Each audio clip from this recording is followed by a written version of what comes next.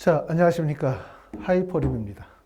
자, 이번 시간에는 2025학년도 후기 정교육과정 해외 이수자 자기소개서 작성법에 대해서 설명을 좀 드리도록 하겠습니다. 자기소개서가 2022학년도에 폐지가 되어졌죠. 재외국민 전형뿐만 아니라 국내 수시 전형 모든 전형에서 자소서가 폐지가 되어졌다가 2025학년도 후기부터 12년 특례에 자기소개서가 부활합니다. 자소서가 부활이 된다는 것은 과연 어떤 의미일까? 자소서가 부활된다는 게 나에게는 어떠한 영향을 미칠까 고민하시는 분들이 많으실 것 같고, 더군다나 이제 12년 특례는 전교육과정 해외 이수자이다 보니까 자기소개서를 어떻게 써야 될지 막막하신 분들이 정말 많으실 거라는 생각이 들어요. 그래서 이번에는 자기소개서 작성법에 대해서 하나씩 설명을 드릴 테니까 제 얘기를 잘 들어보시고 그리고 자기소개서 작성에 도움이 되시기를 바라겠습니다. 자, 먼저 2025학년도 후기 전형 일정에 대해서 간단히 살펴보시게 되면 모집 요강은 일부 대학들은 발표가 되어졌지만 대부분의 학교들이 발표가 되어지지 않았기 때문에 2024학년도 후기를 바탕으로 해서 이해하시면 될 것 같아요. 서울대학교는 전년도에는 2024년 3월 4일부터 3월 7일 정도의 원서 접수 기간이었기 때문에 약 원서 접수까지 한 달 좀 남아있는 상황입니다. 연세대학교는 3월 11일부터 3월 14일이고요. 고려대학교는 3월 11일부터 3월 14일. 그 다음에 성균관대학교는 3월 19일부터 3월 26일이고, 그 다음에 서강대학교는 3월 19일서부터 3월 20일, 한양대학교는 4월 8일부터 4월 11일, 그 다음에 중앙대학교는 3월 19일서부터 4월 9일까지가 원서 접수 일정이었습니다. 자, 우리가 서류평가에서는 어떤 내용들을 평가하게 되어질까? 기본적으로 대학 입시, 다시 말하면 12년 특례라고 하는 건 정성평가 전형이거든요. 정성평가 전형, 학생부 종합전형에서는 세 가지 요소를 평가 요소로 삼습니다. 첫 번째는 학업 역량을 첫 번째로 삼고요.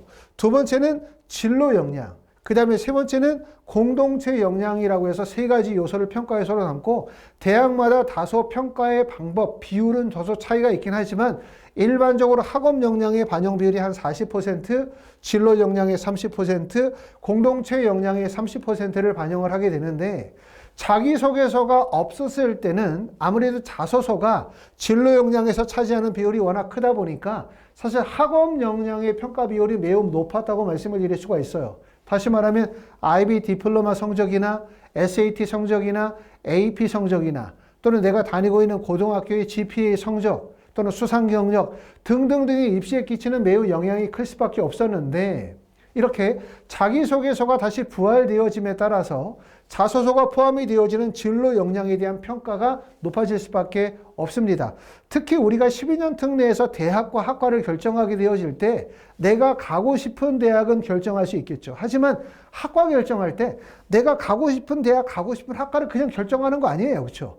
중요한 점은 뭐냐면 내가 가고 싶은 대학과 학과를 결정하면 뭐해? 대학에서 날 안 뽑아주면 아무 의미가 없잖아요. 그렇기 때문에 학과 결정을 할 때 되게 중요한 점은 내가 가고 싶은 학과가 중요한 것이 아니라 내가 지금까지 활동해 왔었던 내용들이 어떤 학과와 적합성이 있고 어떤 학과와 연관성이 있는지, 이게 바로 진로 적합성이 뚜렷하게 보여야 되고, 이런 부분들이 대학에서 높이 평가할 수 있어야만 학생을 합격시킬 수가 있단 말이에요. 하지만 나는 지원하는 대학, 지원할 학과와의 학업적 적합성과 연관성이 떨어지면 사실상 불합격할 가능성이 높아요. 그렇기 때문에 여러분들이 학과를 결정하게 되어질 때는 학과적 적합성을 신중하게 고려하셔야 되고, 또 이런 학과적 적합성을 뭐에서 보여줘야 돼?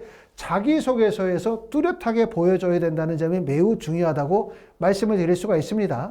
자기소개서가 입시에 끼치는 영향, 12년 특례에서 끼치는 영향은 정말 큽니다. 실제 학생들을 자소서를 쓰고 합격을 시켜보고 또 불합격하는 학생들의 서류들을 평가해보면 결국 자소서의 영향력이 매우 크다는 점을 다시 한번 확인하실 수가 있기 때문에 12년 특례 전형으로 서울대학교나 연세대학교 또 기타 대학교에 원서 지원하시는 분들은 자소서의 중요성을 각별히 신경을 많이 쓰시고 작성하셔야 될 거라고 생각해요. 자, 자기소개서에서는 과연 무엇을 평가하려고 하는 것인가 라는 부분들을 서울대학교 학생부 종합, 그 다음에 서류평가의 항목을 통해서 우리가 보도록 할 텐데, 첫 번째에서는 자기소개서에 평가하는 내용은 학업 역량을 평가해요. 학업 역량에서는 폭넓은 지식을 깊이 있게 갖추고 활용할 수 있는 학생인가? 다시 말하면 학생이 가지고 있는 지식이 좀 더 폭넓은 지식을 갖추었고 또 그러한 지식들이 활용 가능한 지식을 갖추었는가에 대한 평가라고 볼 수가 있고요.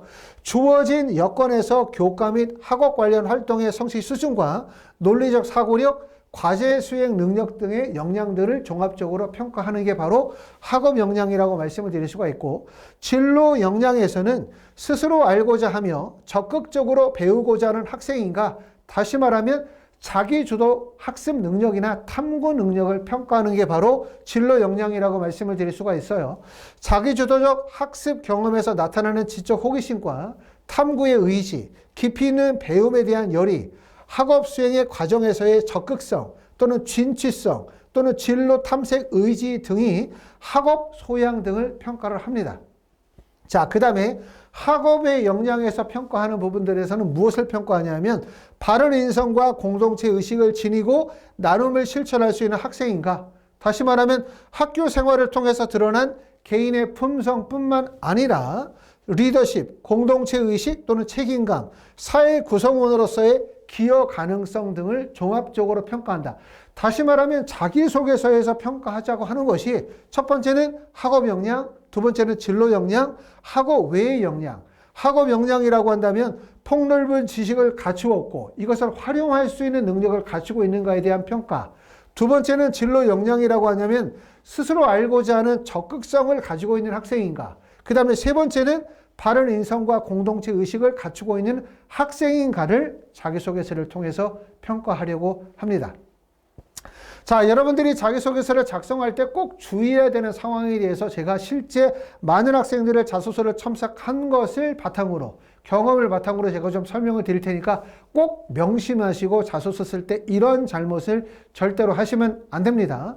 첫 번째는 문항별 질문 내용들을 정확하게 이해하고 자신의 장점이 잘 드러나도록 구조를 설계하는 게 매우 중요해요. 첫 번째는 뭐냐면 서울대학교, 연세대학교 각 문항의 질문의 핵심이 무엇인지를 올바르게 해야 돼요. 질문의 내용이 무엇을 묻고자 하는지를 정확하게 알아야 되고, 두 번째는 각 문항의 내용이 중복되어지거나 겹치지 않도록 또는 본인이 가지고 있는 우수성이나 활동의 내용들이 각 문항에 올바르게 기재가 되어질 수 있도록 전체 문항의 구조를 설계하는 과정이 매우 중요하다고 말씀을 드릴 수가 있습니다. 간단히 말씀을 드리면 자기소개서 1번, 2번, 3번, 4번이 있다면 이 각 문항의 내용들이 색깔이 달라야 돼요. 다시 말하면 1번 문항이 파란색이다, 2번 문항이 빨간색이다, 그 다음에 3번 문항이 노란색이다, 또 4번 문항이 초록색이다. 결국은 뭐냐면 각 문항에서 본인이 가지고 있는 강점과 우수성을 다양한 각도에서 보여줄 수 있어야지 1번, 2번, 3번, 4번 내용이 다 똑같은 내용이야. 천편일률적으로. 같은 패턴과 같은 구조와 같은 느낌의 글을 쓰게 되면 읽는 사람이 어떻게 돼? 지루하죠. 단조롭죠. 뿐만 아니라 본인이 가지고 있는 우수성을 잘 보여줄 수 없기 때문에 1번 내용 제일 중요합니다. 두 번째는 자기소개서는 일기가 아니다. 과도한 자기 주장을 삼가하다. 특히 자기소개서라는 용어를 잘못 이해하시는 분들, 자기소개, 그러니까 마치 자기 자신을 소개한다라는 느낌으로 생각을 하는 거죠. 이러다 보니까 저는 이렇게 생각합니다. 저는 이렇게 생각합니다. 저는 이렇습니다. 저는 이래 왔습니다. 자신의 생각을 자꾸 전달하려고 하는데 포인트를, 느낌을 주는 경우들이 많아요. 하지만 자기소개서는 생각을 쓰는 게 아니에요. 생각을 쓰는 것이 아니라 고등학교 때의 경험과 활동을 기반으로 배우고 느낀 점을 쓰는 게 자소서라는 점을 꼭 알아두시기 바라고요. 세 번째는 결과보다는 과정과 노력에 중점을 두고 구체적으로 써야 한다. 학생들이 글을 쓰다 보면 뭐뭐 해서 뭐뭐 했습니다. 뭐뭐 해서 뭐뭇을 알게 되었습니다. 뭐뭐 해서 뭐뭇을 깨달았습니다. 뭐뭐 해서라고 하는 것은 동기와 이유인 거고요. 뭐뭇을 알게 되었다, 깨달았다, 뭐뭇을 하였다면 성취의 결과죠. 하지만 자소서에서 가장 묻고자 하는 것은 동기와 이유, 성취 결과 그 중간에 있는 과정에 대한 서술이 가장 중요합니다. 특히 과정 서술이 안 되는 경우는 학생이 직접 글을 쓰지 않고 부모님의 도움을 받았다, 학교 선생님의 도움을 받았다, 또는 자소서 컨설팅 업체의 도움을 받았을 경우에 특히 나타나는 현상들이 과정에 대한 서술이 이루어지지 않는 경우들이에요. 예전에는 자기소개서에 대한 유사도 평가를 진행을 해서 유사도 평가의 비율이 5%가 넘으면 그 유사도 평가에서 발생이 되어진 문제에 대해서 실제 그것을 입증하도록 했어요. 그러면서 그걸 가지고서 합격, 불합격의 요소로 활용했지만 이러다 보니까 입시의 기간은 너무나 짧은데, 그쵸? 유사도에서 발생이 되어진 걸 입증하다 보면 여러 가지 법률적인 공방이 또 와가는 경우도 있다 보니까 이유는 하지 않아요. 그러면서 대학이 어떻게 되냐면 이 학생의 글이 다소 유사도, 본인이 직접 쓴 글이 아니라 누가 써준 글이라고 생각이 되어지면 평가에 반영하지 않거나 감점 처리하면서 그냥 불합격시키면 되죠. 그럼 학생은 왜 떨어지는지 몰라요. 그렇죠? 그렇기 때문에 대학과 공방을 벌일 이유들이 없죠. 그렇기 때문에 자소서에서 제일 중요한 점은 뭐냐 하면 자소서를 잘 쓴다. 여기에서 핵심의 포인트는 얼마나 신뢰할 수 있는 글, 진실된 글을 쓰느냐. 학생이 직접 글을 썼다라는 느낌과 그 다음에 뉘앙스를 줘야 돼요. 그렇기 때문에 결국은 자소서의 핵심은 진실성이 제일 중요하다라는 점을 꼭 말씀을 드리고 싶고요. 그러기 위해서 학생의 그 자소서가 신뢰할 수 있는 글이 되기 위해서는 뭐가 되어야 되냐면 과정 중심의 글의 구성이 되어야 한다는 말씀을 드립니다. 자, 네 번째는 대학의 입학 전화 학과 속의 커리큘럼 또는 대학의 인재상을 인용하지 말라고 말씀을 드리고 싶어요.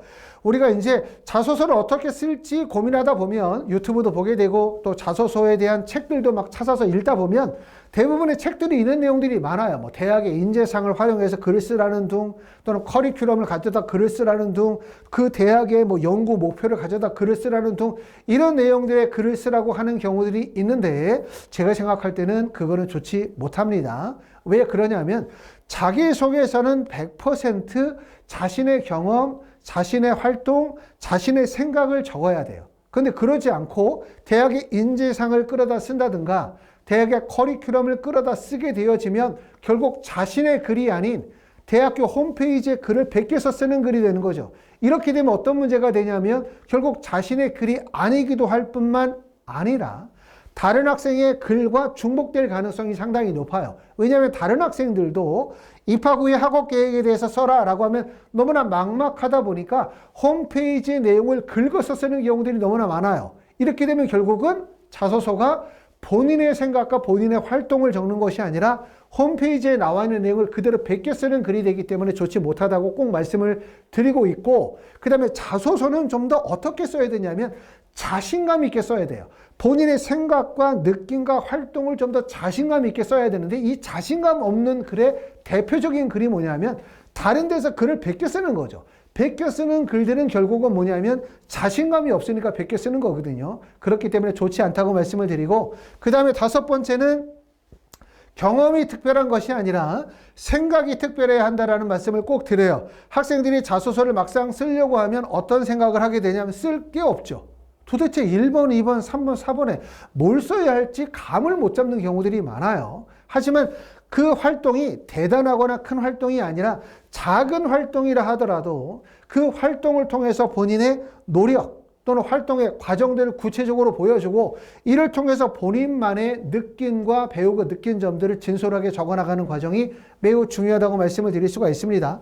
여섯 번째는 부모의 직업이라든가 본인의 직장이라든가 또는 부모로부터의 가르침이나 가정 환경에 대해서 언급하는 것도 좋지 않습니다. 특히 자기소개서에서 운영간에 어중간에 학생의 부모님의 직업이라든가 부모님의 사회적 지위가 나타나는 현상들, 나타나는 것들은 좋지 못해요. 이런 게 나타나지 못하는 게 좋지 않다는 얘기는 첫 번째 이런 내용들이 자기소개서 기재하면 안 되는 항목에 해당이 되기도 하고 이런 내용들이 기재가 되어지면 학생의 자기주도성이 독립성이 떨어져 보이기 때문에 좋은 평가를 받을 수가 없습니다.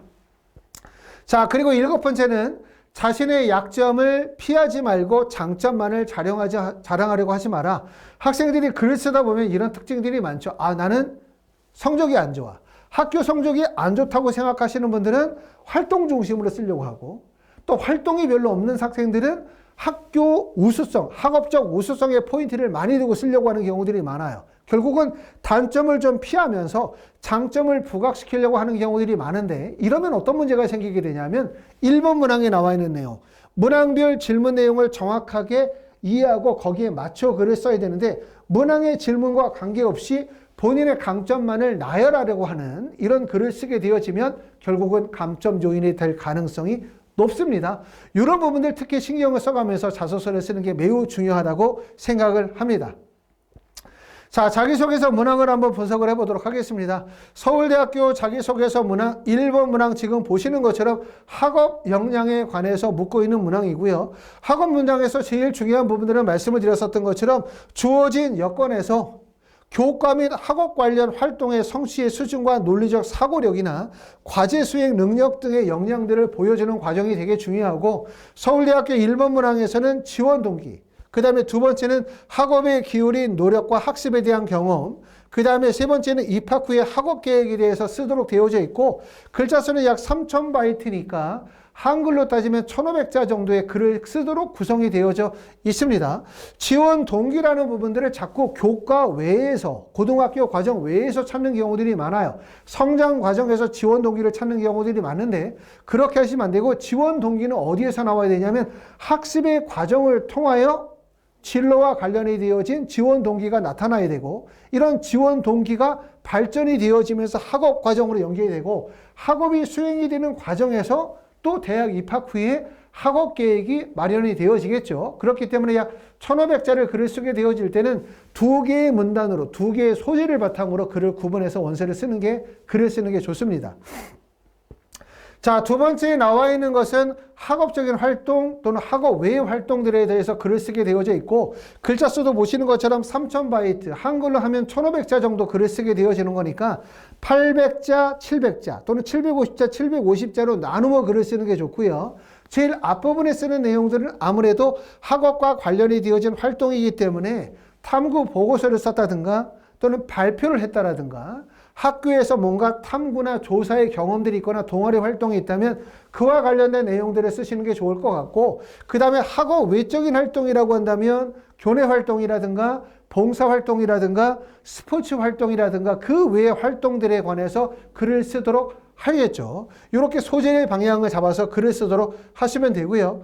서울대학교 3번 문항은 어떤 글이냐면 추가 기재 항목으로 주제에 대한 제한 없이 본인이 가지고 있는 어떤 자신이 가지고 있는 인성이나 가치관을 뚜렷하게 보여줄 수 있는 경험이라고 볼 수가 있기 때문에, 특히 12년 특례 학생이라고 한다면 내가 현재 거주하고 있는 나라나 도시에 대한 이해, 그 나라에 대한 문화의 이해, 이를 통해서 내가 그 나라 성장하는 과정에 있어서 어떠한 경험들을 통해서 뜻깊은 교훈을 얻게 되었는지를 글로 서술하는 과정들이 매우 좋은 경험이 될 수가 있을 것 같고, 특히 여러분들이 하시면 안 되는 것들이 뭐냐면 내가 살았던 나라들의 문제점을 막 지적하는 거예요. 이 나라는 막 의료 환경도 안 좋고 막 더럽고 뭐 문화도 안 좋고 그러면서 한국은 정말 좋은 나라고, 이렇게 하는 것들은 좋지 못하고, 내가 살고 있는 나라가 한국보다 경제적으로, 문화적으로 좀 떨어진다고 생각한다 하더라도 그 나라에 대한 존중과 이해를 보여주는 게 정말 중요하고, 또 내가 살았던 환경에 대한 애정과 애착, 이해를 보여주는 과정들이 매우 중요할 거라고 생각을 합니다. 자, 연세대학교 문항도 서울대학교의 문항과의 유사성을 많이 보여주고 있는데, 연세대학교 1번 문항은 글자 수가 1200자 정도 돼요. 서울대보다는 문항 수가 적지만 연세대학교 1번 문항을 보면 연세대학교에 지원하게 된 동기를 서술하고 자신이 선택한 학과에서 수학하는 데 필요한 역량을 갖추기 위하여 어떠한 노력을 해왔는지 구체적인 사례를 들어서 설명해 주십시오 라고 하면, 서울대학교 1번 문항과 다른 점은 결국 대학교에 입학하고 난 다음에 학업 계획에 대한 부분이 빠져 있을 뿐, 지원 동기와 학업에 기울인 노력과 학습 경험들은 구체적으로 드러나 있다라고 볼 수가 있고, 여기서도 꼭 주의하셔야 되는 점이 지원 동기, 그러면 학생들이 무슨 얘기를 많이 쓰냐면 저는 초등학교 때부터 중학교 때부터 하면서 내가 지원한 학과와 관련이 되어진 성장 과정에서의 동기를 쓰는 경우들이 많지만, 이 지원 동기라고 하는 것은 성장 과정에서의 목표점을 말하는 것이 아니라 어떻게 써야 되냐, 고등학교 때 교과목의 학습을 통하여 목표하는, 지원하고자 하는 학과와 관련이 되어진 지원 동기의 성장 과정, 그리고 이 동기가 발전이 돼서 학업으로 발전이 되고 학업이 발전이 되어지면서 성취의 과정과 이를 통하여 대학 입학 후의 진로 방향으로 이어지는 과정들을 글로 쓰는 게 좋습니다. 자, 그 다음에 이제 연세대학교 2번 문항은 지금 보시는 것처럼 3개의 내용을 쓰도록 되어져 있죠. 고교 재학 중 참여한 교내 활동, 탐구나 자율자치활동, 진로활동 중에서 3개의 활동을 선택하여 작성하여 주십시오. 자신에게 가장 큰 영향을 주었던 활동 하나를 선택하여 동기, 활동과정, 본인의 역할, 활동의 내용들을 설명하고 그 경험이 지원자 자신 또는 주변에 어떠한 영향을 미쳤는지 구체적으로 기술하십시오라고 되어져 있기 때문에 사실 이번 문항은 어떤 내용을 써야 하는지 또 어떻게 글을 써야 하는지를 정말 자세하게 설명을 하고 있죠. 자소서의 가장 핵심이 되는 게 바로 뭐냐? 이런 거죠. 바로 구체적인 내용에 대한 기술입니다. 동기, 활동 과정, 본인의 역할과 활동의 내용들을 설명해라. 이게 바로 결국 자소서고 제가 앞에서도 설명을 드렸었던 것처럼 자소서의 내용이 뭐뭐 해서 뭐뭐 했습니다. 뭐뭐 해서 뭐뭇을 깨달았습니다. 동기와 이유, 그 다음에 성취와 결과는 있지만 과정에 대한 서류, 과정에 대한 서술, 노력의 과정에 대한 서술이 빠지는 글이 아니라 결국 자소서의 핵심은 과정에 대한 서술이 중요하다고 말씀을 드렸었던 거고 결국 연세대학교 2번에서 얘기하는 것도 구체적인 과정을 써라 이렇게 말하는 거기 때문에 결국 자소서를 쓰는 방향을 정확하게 보여주고 있다고 볼 수가 있고요. 1번, 2번, 3번을 쓰게 되어질 때 아무래도 가장 중요한 활동을 1번 내용에 쓰겠죠.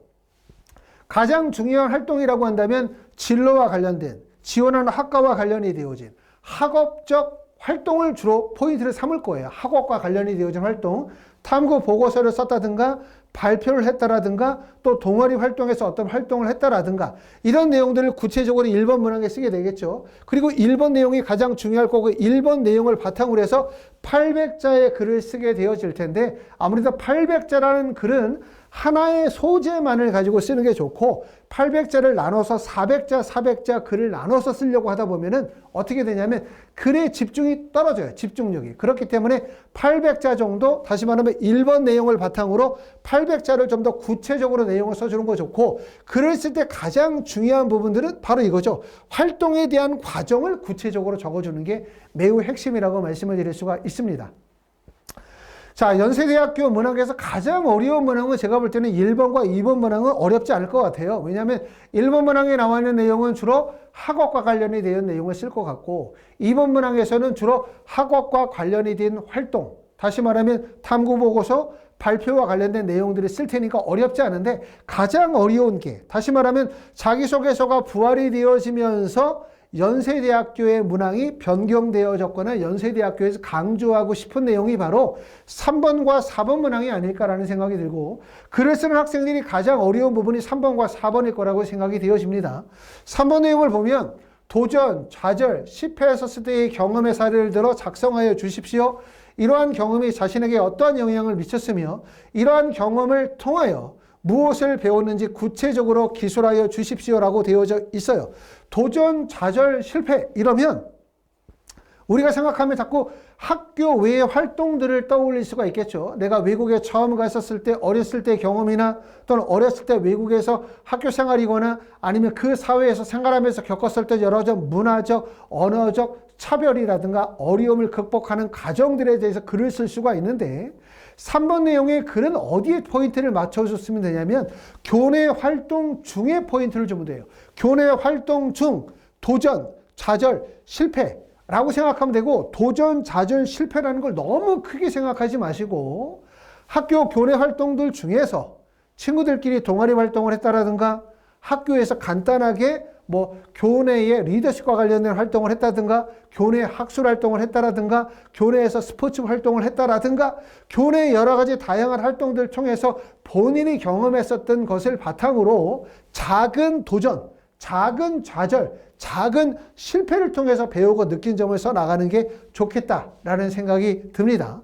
4번 문항은 어떻게 되어져 있냐면 서울대학교 3번 문항처럼 추가 기재 항목으로서 주제에 대한 제한이 없어요. 주제에 대한 제한이. 그렇기 때문에 자칫 잘못하면 3번과 4번의 내용이 겹칠 수가 있기 때문에 3번의 내용을 교내 활동 중에 한정해서 글을 쓰는 게 좋다고 말씀을 드리고 4번 문항을 보시는 것처럼 지원자를 이해하는 데 필요한 사항이 있거나 스스로 주제를 정하여 작성할 내용이 있다면 기술해 주십시오라고 되어져 있고 글자 수 마찬가지로 800자로 글을 쓰게 되어질 텐데 이런 내용이 서울대학교 4번 문항에 썼었던 내용들처럼 결국은 내가 12년 특례로서 외국에서 성장하고 학업 과정을 이행하는 과정에서 경험했었던 거, 그 나라의 어떤 종교, 그 나라의 문화, 그 나라의 정치, 그 나라에 가지고 있는 여러 가지 애착과 그 나라에 대한 이해를 보여줌으로 인해서 본인이 가지고 있는 그 나라, 그 문화에 대한 애정과 깊이 있는 이해를 보여주는 과정, 이걸 통해서 이제 본인이 가지고 있는 이해력이나 통찰력, 사고력을 보여주는 과정들이 매우 중요하지 않을까라는 생각이 듭니다. 자, 이렇게 해서 이제 서울대학교, 연세대학교 자기소개서 문항에 대해서도 설명을 드리고 자소서에서 무엇을 묻고자 하는지도 설명을 드렸고 또 자소서 작성에 꼭 피해야 되는 상황에 대해서도 설명을 드렸습니다. 자, 저희 하이퍼리뷰 홈페이지에 가시면 유튜브 하단에 저 하이퍼리뷰 홈페이지 링크를 보내드릴 테니까 그거를 클릭해 보시면 저희 홈페이지 내에 자기소개서 합격생 자소서가 많이 있어요. 그걸 보실 수가 있어요. 거기서는 꼭 굳이 내가 만약에 서울대학교를 가려고 한다고 해서 서울대 자소서만 보는 게 아니라 연세대나 고려대 다른 대학교 자소서를 읽어보는 것도 도움이 되고 내가 꼭 의대를 가려고 한다. 내가 예를 들어서 컴퓨터공학과를 가려고 한다 해서 컴퓨터공학과만 보는 게 아니라 다른 학생들의 자소서를 쭉 읽다 보면 뭘 깨닫게 되냐면 학생들이 어떻게 자소서를 쓰는지 또 어떤 글이 좋은 글인지 나쁜 글인지를 판단할 수가 있어요. 합격한 자소서라고 해서 다 좋은 자소서는 아닐 테니까. 그렇죠? 자소서를 꼭 읽어보시고 난 다음에 자소서의 방향을 설정하는 게 매우 중요할 거라고 생각하고요. 자, 다음으로 하이프리뷰에서는 12년 특례 서울대학교, 연세대학교 자기소개서 첨삭을 진행을 합니다. 자소서 첨삭이라는 것이 학생의 글을 대신 써주는 대필이 아니에요. 이렇게 글을 대신 써주면 어떤 문제가 생기게 되냐면 아까 말씀드렸던 것처럼 자소서의 가장 중요한 과정에 대한 서술이 이루어지지 못해요. 이러면 결국은 좋은 자소서로 평가받지 못하고 합격하기 어려워요. 그렇기 때문에 하이퍼리뷰에서의 자기소개서의 첨삭 과정은 어떻게 진행을 하냐면 여러분들이 일단 자기소개서 초안을 씁니다. 못 써도 관계없습니다. 초안을 쓰시게 되고 그 다음에 여러분들이 가지고 있는 학력 지표를 제가 받아보죠. 그러고 나면 제가 여러분들의 자소서 초안과 여러분들이 가지고 있는 여러 가지 학력 지표를 바탕으로 내가 지원하는 대학교 학과가 과연 상향 지원인지 적정 지원인지를 판단하고 거기에 따라서 자소서를 어떻게 본인이 좀 더 강점을 드러내서 글을 쓸 것인지에 대한 구조 설계를 할 거예요. 이거를 학생과 화상을 통해서 2차례 정도 진행합니다. 직접 학생과 화상을 통해서 1번 문항에 어떤 소재를 삼아야 할지 또 너가 활동했었던 내용들 중에서 글을 어떤 식으로 글을 구성하면 좋을지 또 글을 구성하는 과정에서 어떠한 사례를 참고해서 쓰는 게 좋을지를 구체적으로 제가 보여주게 될 거고 이걸 2차례 정도 진행하게 되어지면 자소서가 완전히 바뀌고 거의 95%의 자소서가 완벽한 글이 나옵니다. 그리고 이거 완성된 글을 바탕으로 해서 다시 첨삭 선생님들이 학생이 부족한 부분들을 보완하고 그리고 글자 수에 맞춰서 글을 완성하는 과정이 이루어지죠. 이러면 이제 글이 완성이 되어지는 거고 이 글은 사실상 학생이 거의 100% 쓴 글이다 보니까 과정에 대한 서술, 본인이 가지고 있는 노력, 본인의 성취의 과정, 활동의 우수성들이 구체적으로 드러나기 때문에 이렇게 쓰는 글들이 결국은 합격할 수 있는 자소서가 만들어지는 과정이 될 겁니다. 자소서는 대략적으로 1달 정도의 시간을 가지고 쓰게 될 거고요. 연세대학교, 고려대학교 2개의 대학을 쓰게 된다면 조금 더 시간이 필요로 하겠죠. 자소서를 어떻게 쓸지 고민하시지 마시고 어떻게 하시는 게 좋냐면 자기소개서 첨삭을 의뢰하시면서 저와 함께 직접 작성을 진행하시면 빠르고 쉽게 자기소개서를 작성하실 수가 있습니다. 특히 이제 12년 특례 서울대나 연세대학교가 자기소개서가 부활했고 또 12년 특례의 원서 지원의 횟수 제한이 폐지가 되어졌기 때문에 대부분의 학생들이 서울대나 연세대를 지원하실 거라고 생각이 되어집니다. 결국 합격에 있어서 중요한 요소가 자기소개서 작성이라는 점을 꼭 알아두시고 하이퍼럽에 연락 주시면 자기소개서 작성의 방법에 대해서 안내해 드리도록 할 거고요. 저희 홈페이지에 가시면 실제 자기소개서 합격 사례들이 보실 수가 있으니까 그 내용을 참고해서 보시면 도움이 되실 것 같습니다. 감사합니다.